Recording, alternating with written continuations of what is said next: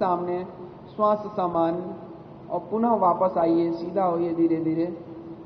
जिसको भी घुटने में ज़्यादा तकलीफ रहती है वो इस अभ्यास को बहुत आराम से करे। वापस पुनः बैठेंगे, श्वास सामान्य रखेंगे, वापस आ जाएंगे धीरे धीरे और विश्राम। अगला अभ्यास हम लोग करेंगे ताड़ासन का। दोनों हथेली पुनः सामने लाएंगे, हाथों की उंगलियों को आपस में जोड़ेंगे, लॉक करेंगे, हथेली पलट देंगे बाहर की तरफ। श्वास भरते हुए धीरे धीरे अपनी भुजा को कान के बराबर तक ले जाएंगे और जितना हथेली को ऊपर की तरफ खींच सकते हैं खींचेंगे और अंतिम में अपने एड़ी को उठा लेंगे। जिसको चक्कर आने की समस्या हो अपना एड़ी नहीं उठाएगा और पैर की उंगलियों पे बैलेंस बनाने की कोशिश कीजिए, संतुलन बनाने की कोशिश कीजिए। धीरे से एड़ी को नीचे रखिए, हथेली को अपने सर के ऊपर, पुनः श्वास भरते हुए एक बार और दोहराएंगे, हथेली को ऊपर की तरफ खींचेंगे और अंतिम में जब शरीर पूरा खींच जाए तो एड़ी उठा के सामने दृष्टि टिका के श्वास पर केंद्रित होंगे। धीरे से एड़ी को नीचे रखिए, हथेली सामने, वापस सम स्थिति में आ जाइए। विश्राम। अपने जंघा मूल से लगा लेंगे, श्रोणी प्रदेश पर पेल्विक एरिया की तरफ अपनी एड़ी को टिकाएंगे।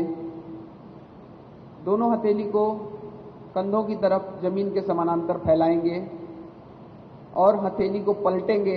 यहीं से हथेली पलट लेंगे। श्वास भरते हुए दोनों हथेली से नमस्कार मुद्रा में खड़े रहेंगे। श्वास समान, दृष्टि सामने।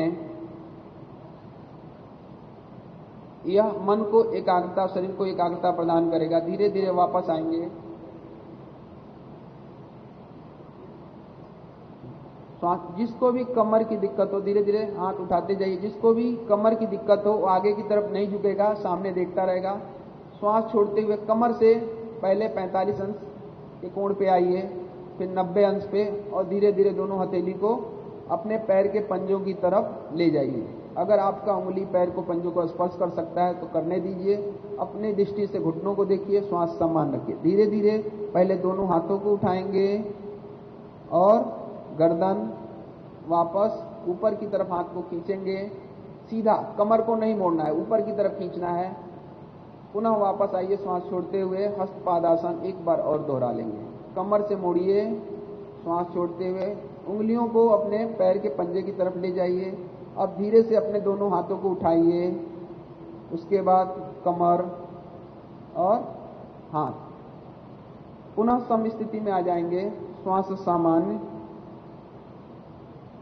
या सर्वाइकल के लिए, कमर के दर्द के लिए सर्वोत्तम आसन है। और वापस धीरे धीरे वापस आएंगे। पहले गर्दन को सीधा कीजिए, कमर को सीधा कीजिए और सामने देखिए। सर को झुकाना नहीं है। श्वास समान। वापस सम स्थिति में आ जाएंगे। अगला अभ्यास है त्रिकोण आसन का। तो दोनों पैरों के बीच में 2 से 2.5 फीट का गैप बनाएंगे।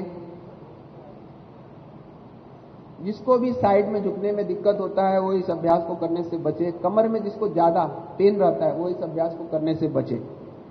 दोनों हथेली को जमीन के समानांतर फैला देंगे और पैर को आगे की तरफ खोल देंगे। पैर की उंगलियों को थोड़ा सा हिला लीजिए, घुटनों को थोड़ा हिला लीजिए। पैर की उंगलियों को बाएं दाएं पंजा